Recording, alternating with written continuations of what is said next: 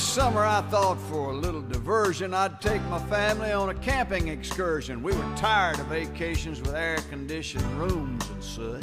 Swimming pool, room service.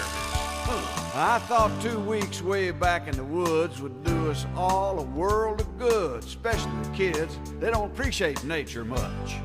Yeah, they'd rather watch TV, eat a Twinkie. Well, my wife wasn't sure, but I said, look here, honey, we'll have a lot of fun and save a lot of money.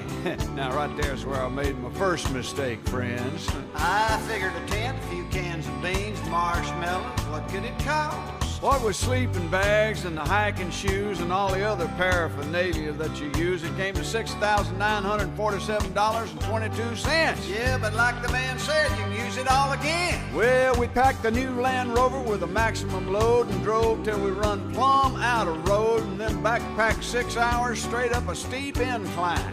Briars, brambles, and cockleburrs. And then we saw it, the perfect sight. There were trees on the left and a creek on the right of a clearing to pitch the tent, just what we had in mind. Eat your heart out, field and stream. Now, pitching the tent took 4 hours or so, and by then the sun was sinking low and the kids were whining and crying for something to eat. And then my wife said, where's the restroom? And I told her, and she grinned and said, yeah, now where is it really? So we broke out the soda crackers and sardines and Vienna sausages and pork and beans and sat around the fire to enjoy a well-earned treat. Good. None of that city-fied junk food for us. Kind of reminds me of wild hickory nuts. Let's all go camping.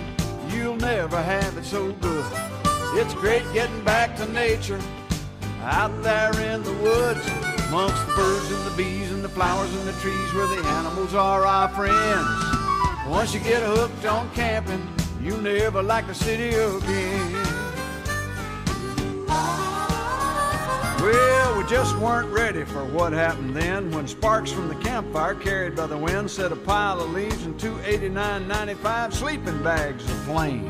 Little Delbert was going for the marshmallows, thought it was part of the deal. Yeah, it spread from the bags and the leaves to the trees, raging out of control and fanned by the breeze. I thought all was lost, and then thank God it started to rain. I don't mean shower, friends. We're talking pair 'em up, Noah, one more time.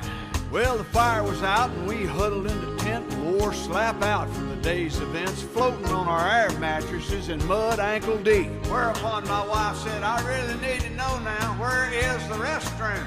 And when it finally stopped raining, it was cold and late, and those mysterious noises kept us awake, and we all knew we'd be mauled or axe murdered in our sleep. At this point, I knew the ghost stories earlier was a bad idea.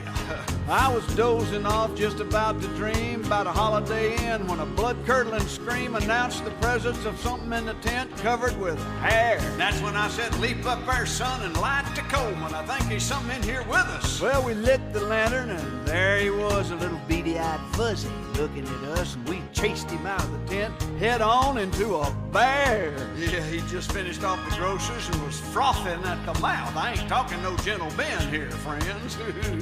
He reared back on his haunches and let out a growl, and we all turned white and let out a howl and went tearing through the woods in hysterics without a flashlight or a lamp. It's amazing what adrenaline will do. I mean, I was a track star in high school, but my chubby little wife just flat-footed past me with a child under each arm like I was taking a Sunday stroll. Yeah, never mind the restroom.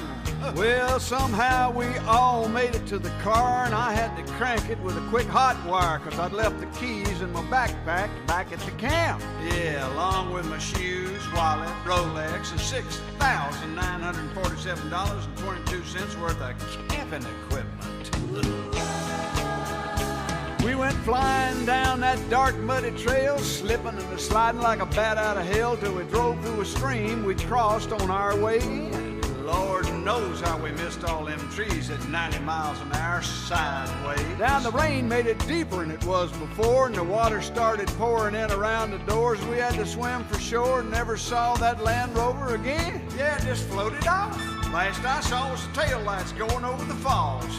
State Farm ain't gonna never believe this. Well, we finally stumbled into civilization, called a friend of mine from a Chevron station, and he drove out and picked us up and took us all on home. Wet, cold, tired, talking lying to ourselves. They say take only pictures and leave only footprints. Well, we left 8 sleeping bags, 2 Trailmaster tents, a Coleman stove, $400 worth of groceries, a Land Rover, a Rolex, and every stitch of clothing that wife ever owned. Oh yeah, had to take it all with her. Mink coat, makeup, electric curling iron. Never know what she might need, she said.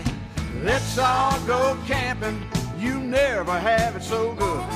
It's great getting back to nature out here in the woods, amongst the birds and the bees and the flowers and the trees, where the animals are our friends. Once you get hooked on camping, you never like the city again. I'll tell you one thing, friend. Next summer we're going to Daytona Beach. For what this trip cost, we could have gone to Hawaii twice, first class. I'm talking hula girls and them little pink fizzy drinks with a little parasol stick.